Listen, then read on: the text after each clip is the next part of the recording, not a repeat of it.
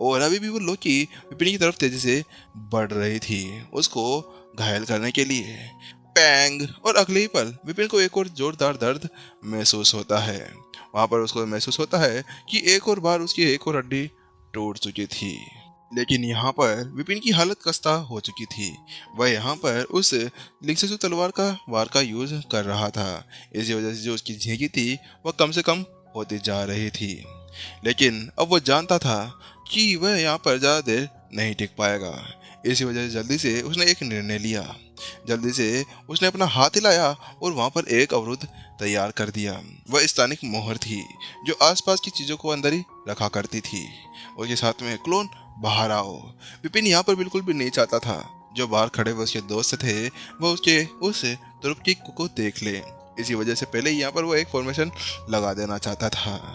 Clone जल्दी से बाहर आ गया और जैसे वो बाहर आया अचानक से पैंग! उसके चेहरे के ऊपर आकर सीधे से वह लोकी लग जाती है और अगले ही पल वो उसके सर के अंदर घुस जाती है। उसके चेहरे का रंग पूरी तरह से उड़ चुका था। वहां पर वो लोकी पीछे हट जाती है और वहीं पर ही नाचने से लगती है। ये तुमने क्या किया? तुम यहाँ पर मरने वाली हो। क्लोन को बहुत ज्यादा गुस्सा आ जाता है क्योंकि यहाँ पर वह हमेशा जब भी बाहर आता था तो वह हमेशा ऐसा करता था कि बाहर आते विपिन को पहले चिढ़ाता था कि आखिरकार वह यहाँ पर क्या कर सकता था और वह उसको चिढ़ाने का एक भी मौका नहीं छोड़ना चाहता था। लेकिन इस बार जैसे वो बाहर आया उसके साथ में ही उसके चेहरे के ऊपर वह लोकी आकर लग गई थी। तुम कमीने, तुम्हें मैं नहीं छोड़ूंगा। तुम्हारी इतनी ज़्यादा हिम्मत कैसे हो गई? इस चेहरे के ऊपर लड़कियां मरती थी, तुमने इस चेहरे को कैसे बिगाड़ने की हिम्मत कर दी? वहां पर क्लोन के गुस्से को देखने के बाद में विपिन ने उससे कहा, ठीक है तुम इसको संभालो। वह उसको वहां पर टेलीपैथी द्वारा सब कुछ भेज देता है।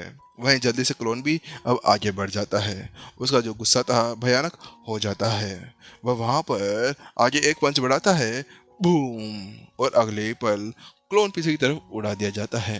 क्योंकि वो जो लोकी थी ना वो पहले से ही इस चीज को जानती थी। उसने पहले से एक फिस्ट अटैक उसकी तरफ बढ़ा दिया था और इस बार क्लोन को टक्कर देने वाली एक और चीज आ चुकी थी। ये क्या है? आखिरकार ये कौन सी बला है जिसकी तुम अभी वार कर रहे हो? वहां पर क्लोन ने जैसे ही उसकी वो पावर देखी तो वो विपिन की तरफ पलटता है और उससे कहता है, ये अरे ये तो एक फल है, तुम्हें इसको खाना है तो इसको पकड़ना होगा। है इसको पकड़ना होगा। तुम पागल हो गए हो क्या? वहां पर क्लोन पागल हो चुका था। वो उससे कहता है, देखो भाई मेरे से तो इससे लड़ा नहीं जाएगा। अगर तुम्हें लड़ना है, तुम्हें मरना है तो तुम मर सकते हो। मैं तो यहाँ पर जाने वाला हूँ। क्लोन ने विपिन से कहा, कहाँ जाने वाला हूँ?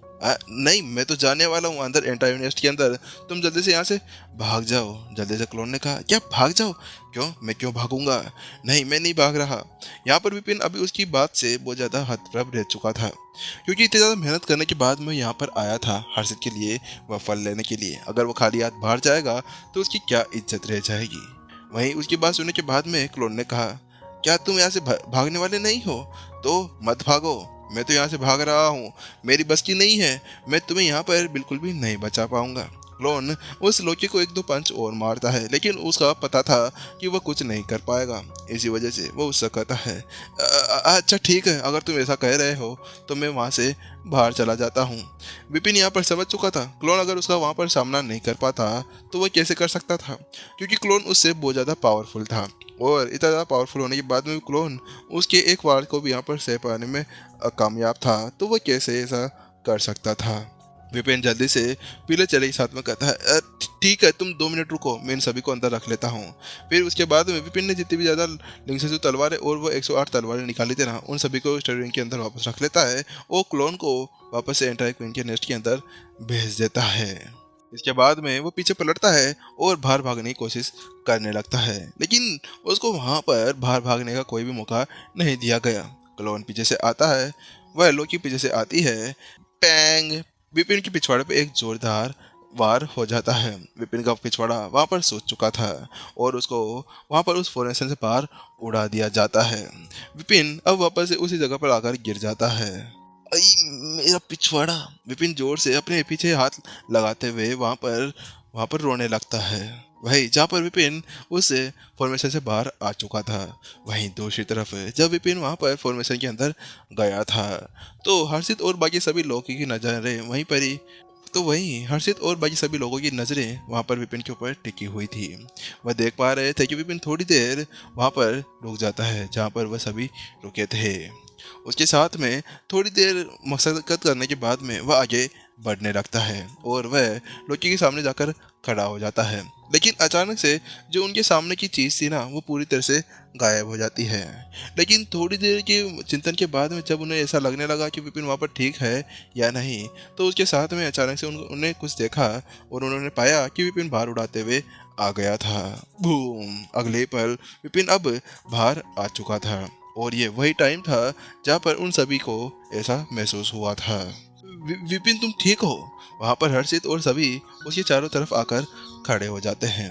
हर्षित को वहाँ पर विपिन की बहुत ही ज़्यादा चिंता हो रही थी क्योंकि वही था जिसकी वजह से विपिन वहाँ पर अंदर गया था। लेकिन यहाँ पर हर्षित कुछ देखता है तो वो पाता है कि विपिन के ऊपर जो निशान लगे हुए थे वो उनसे भी बहुत ज़्यादा दर्दनाक थे। विपिन वहाँ पर हर्षित तो वहाँ पर साक्षी सभी उसी से पूछने लगते हैं, विपिन आखिरकार तुम्हारे साथ में ऐसा कैसे हो गया? हमें तो यहाँ पर नॉर्मल चोटें लगी थी लेकिन तुम्हारे ऊपर इतने बड़े बड़े गड्ढे कैसे आ गए? ऐसा लग रहा है जैसे कि तुम्हारी बहुत सारी हड्डियाँ टूट चुकी हो। मैं लेकिन जहाँ पर साक्षी और वह सभी इसी तरह से कह रहे थे विपिन की बोलती वहीं पर ही बंद हो जाती है। उसको समझ में नहीं आता कि आखिरकार उसको वहाँ पर क्या कहना चाहिए। क्या उसको ऐसा कहना चाहिए कि वहाँ पर उसके साथ में क्या हुआ था? वहीं हर्षित की निगाहें विपिन के ऊपर पड़ती है। विपिन तुम्हें बहुत ज़्यादा गहरी चोटें लगी है, जल्दी से रिकवरी पिल ले लो क्योंकि तुम्हारी एनर्जी बहुत ही ज़्यादा बुरी तरह से घायल लग रही है। वहीं उसकी बात सुनने के बाद में विपिन ऐसा करता है लेकिन उसके बाद में वह अपने घावों को देखता है और वह उन सभी की निगाहों को समझ चुका था कि वहाँ पर क्या हो रहा था। वह अपने शर्मिंदगी भरे हुए चेहरे के साथ में कुछ कहना तो नहीं चाहता था लेकिन अपने सर को खुजलाते हुए वह कहता है, बात कुछ ऐसी कि जो वो लोकी है ना उसी ने मेरे साथ में ऐसा किया है। जैसे ही विपिन वहाँ पर वह शब्द कहता है उसी के साथ में सभी चौंक जाते हैं। एपिसोड खत्म हो जाता है और सभी सस्पेंस में यहीं पर ही डूब जाते हैं। रात को नींद आएगी या नहीं आएगी पता नहीं। गाइज यार परसों कल है ना मैंने एपिसोड पूरे डाले थे, ठीक है। जो 2 एपिसोड थे ना उसको एक एपिसोड के अंदर मैंने मिला के डाला था, तो चलो छोड़ो कोई बात नहीं। वैसे भी मुझे लगता है कि एपिसोड मायने लगते हैं, टाइमिंग नहीं लगती है। और इसके अलावा जाने से पहले गाइज वीडियो को लाइक ज़रूर कर दे और शेयर करना मत भूलिए गाइज, क्योंकि अब नाम तो चेंज कर नहीं सकते हैं, तो आपको इसी नाम के साथ में दूसरों को सजेस्ट करना होगा कि अगर उन्हें अनऑफिशियल इसके नंबर 0 के एपिसोड सुनने हैं ना तो वह यहाँ पर हमसे कांटेक्ट कर ले। क्योंकि अगर आप लोग ऐसे ही सब्सक्राइब को बढ़ाते रहेंगे ना तो हमारा मोटिवेशन और ज़्यादा बढ़ेगा और हम जल्दी जल्दी इसके एपिसोड्स भी ख़त्म करेंगे। और गाइस इसके अलावा बताऊँ क्या, जो इसका सीज़न 2 है ना वो भी जल्द ही रिलीज़ होने वाला है। क्योंकि जिस स्टेट के अंदर इसको बनाया जाता है, जिस कंट्री की ये सीरीज़ है ना, तो वहाँ पर इसका सीज़न 2 भी बनाना शुरू कर दिया है और वहाँ पर इसके एपिसोड्स चल रहे हैं। तो जल्द ही इसका सीज़न 2 भी हमारे पास में मिल जाएगा। इसी वजह से गाइस मैं आप लोगों को बोलना चाहता हूँ कि आप जल्दी से जल्दी यहाँ पर अपने सब्सक्राइबर्स बढ़ा दीजिए, ताकि सीज़न 2 आएगा ना तब हम उनको भी जल्दी जल्दी एक्सप्लेन करने लगेंगे। और सीज़न 2 इसका बहुत ज़्यादा खतरनाक होने वाला है। मैंने आसपास का कुछ देखा तो है लेकिन मैं बता नहीं पाऊँगा कि आने वाले समय में जो सीज़न 2 इसका आएगा ना वह कितना ज़्यादा पावरफुल होने वाला है। इसी वजह से चलिए गाइस टाटा बाय बाय। जाने से पहले चैनल को सब्सक्राइब जरूर कर दें और स्टोरी हैप्टिक्स पे नए हैं तो इसको टाटा बाय बाय कहकर जरूर जाएं।